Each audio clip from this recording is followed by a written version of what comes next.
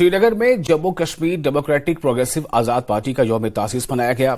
Party का 1 साल मुकम्मल हो गया है। पार्टी के सदर गुलाम नबी आजाद वादी भर से आए हुए लोगों और पार्टी कारकुनों से खिताब उन्होंने किया। आजाद ने गुड गवर्नेंस, मंशियात की लानत और जमीन की बेदखली और आर्टिकल 370 जैसे मसाइल पर तवज्जो दी। उन्होंने कहा कि उनके अगले एलजी यानी लेफ्टिनेंट गवर्नर होने के बारे में झूठी खबरें गर्दिश कर रही हैं, लेकिन उनका कहना था कि यह सच नहीं है।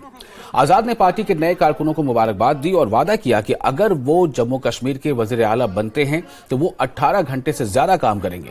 आजाद के अलावा इस मौके पर सलमान निजामी, शफी शौकत, ताज महरुद्दीन और दीगर भी मौजूद थे।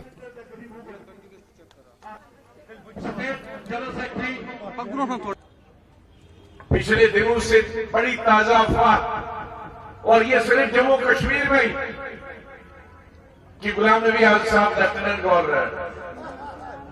अरे मैं कोई मुलाजिम हूं, मैं नौकरी करने आया हूं।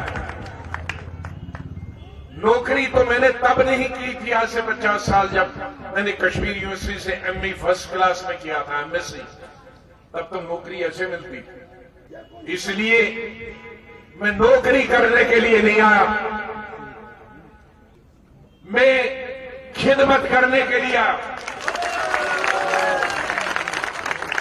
और अल्लाह ताला से दुआ करते हैं कि अल्लाह ताला हमारी तमाम सियासी, तमाम इक्तिसादी, तमाम समाजी बीमारियों को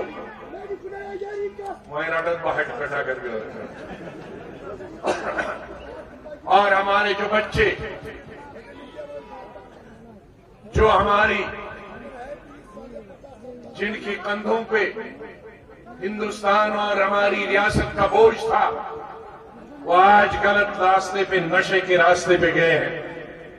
उस नशे के रास्ते की भी यही वजह, बेकारी और बेरोजगारी, एक तबाहकुन बीमारी का हम शिकार हो रहे हैं।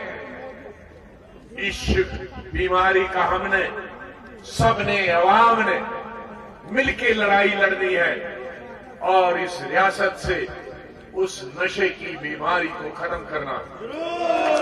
और जो इस नशे को दौलत बनाने का जरिया बनाते हैं, उनके लिए फांसी की सजा होनी चाहिए।